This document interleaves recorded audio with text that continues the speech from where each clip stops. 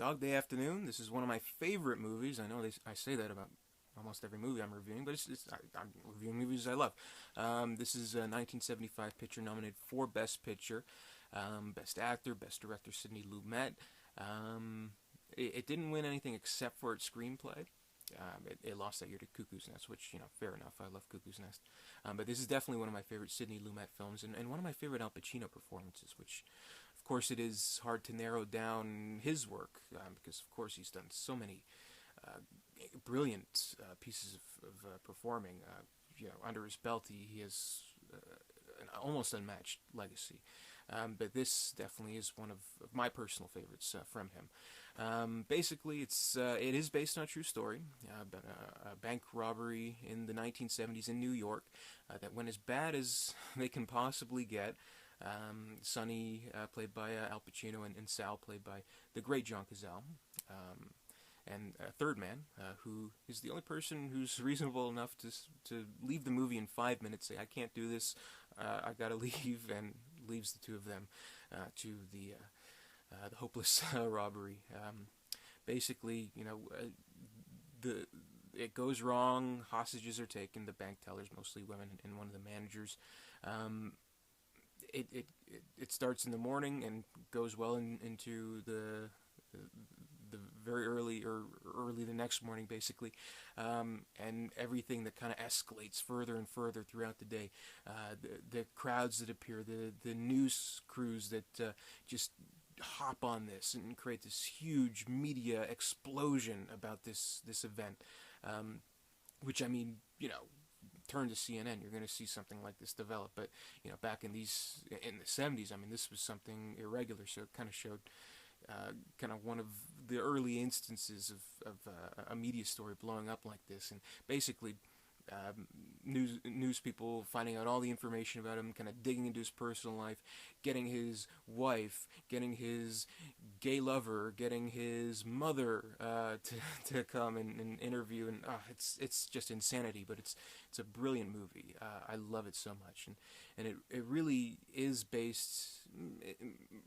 It does show like the media stuff, but it is more through the character's point of views. Sonny, of course, being the main character, who basically is robbing the bank so that he can afford a sex change operation for his lover, who's played by Chris Sarandon. In one of his earlier roles, which is actually a great role. He was nominated for an Oscar for it, and he only really shares one or two scenes, but it's a brilliant exchange between the two of them over the phone.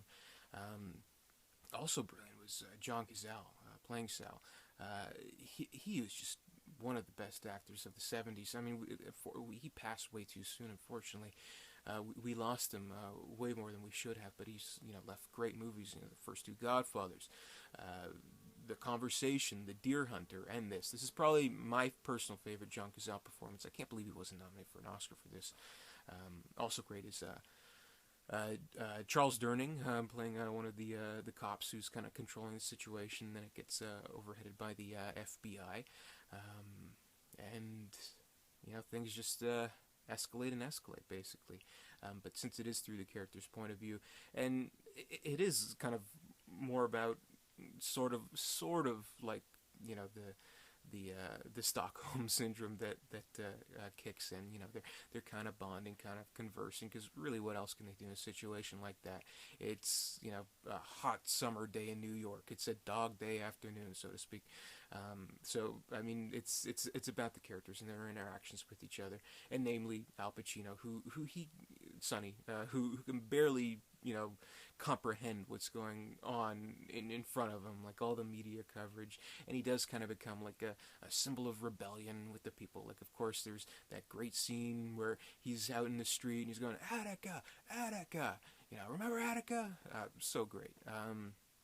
I think he's brilliant in his performance and the way he works the crowd and does take control of the situation in so many ways. And kind of think about the movie is that though, I mean, they're breaking the law, but you can kind of see why someone like that was put in such a desperate situation and how he felt he had no choice but to rob a bank. And even I can't remember if it was his. No, it was his wife. What are you doing? No, it's his mother. It's like, what are you doing? Oh no, it's one of the tellers. She's like, what are you doing? Robbing a bank on a whim? What's wrong with you? And it's kind of funny. So it is kind of like a very black comedy in a lot of ways because.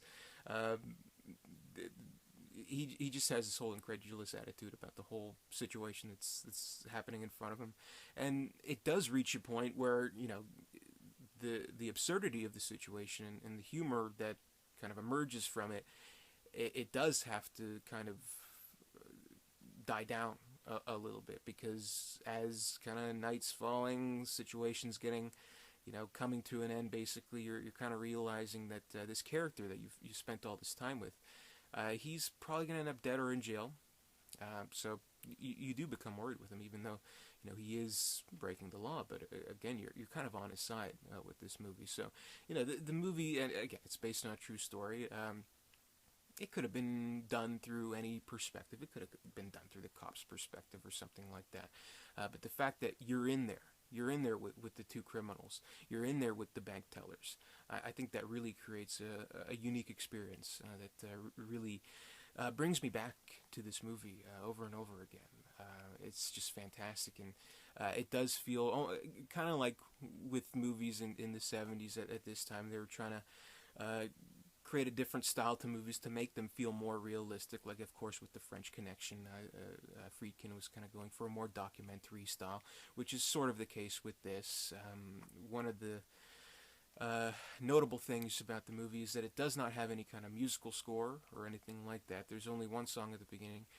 Elton John's Amarina plays on the opening credits, and that's it. And it kind of helps create that feeling of you're with them, you're a fly on the wall, basically, you're a participant, and it especially works very well at the end, which kind of sends chills down your spine, which I won't give away the ending, but it's harsh. But yeah, I can't praise this movie highly enough. One of my favorites, one of Al Pacino's best, one of Sidney Lumet's best, and also one of John Cazale's best. Great performances in a great and risky, daring, really, really unique movie. If something can be really unique, I guess it's an oxymoron, but it's just a fantastic film. One of my favorites. I have to watch this at least once a year to kind of go through the experience again. It's kind of absurd and funny and stressful and ultimately tragic, as it does turn out to be. And also shout out to Lance Henriksen in one of his first roles, who plays one of the FBI agents, who's great. You like, the movie's reaching an end, you're like, Bishop? It's great. But yeah, I think it's a fantastic film. Should it have won Best Picture? Again, just because I love Cuckoo's Nest so much, which I'm hoping to review at some point. Again, this is probably maybe second or third choice, maybe fourth choice. I don't know, because that was 1975, such a great year. I mean, you had Cuckoo's Nest, you had Barry Lyndon, you had Nashville by Robert Altman, you had this, and you had Jaws. I mean, those are 5 fantastic movies, so it's hard to say, but this is kind of like a personal favorite of mine, though the others are personal favorites as well, so it's hard to say. But either way, Oscars or not, taking away Oscars from the equation, this is an incredible film. Great down, gritty New York film. Sidney Lumet doing what he does absolutely best. Al Pacino doing absolutely what he does best. And just an unforgettable experience. So definitely, if you haven't checked this out, please give this movie a watch. This is one of the greats of the 70s. A monumental film, I think. Great experience. So that'll do it. That's my review. And thank you for watching.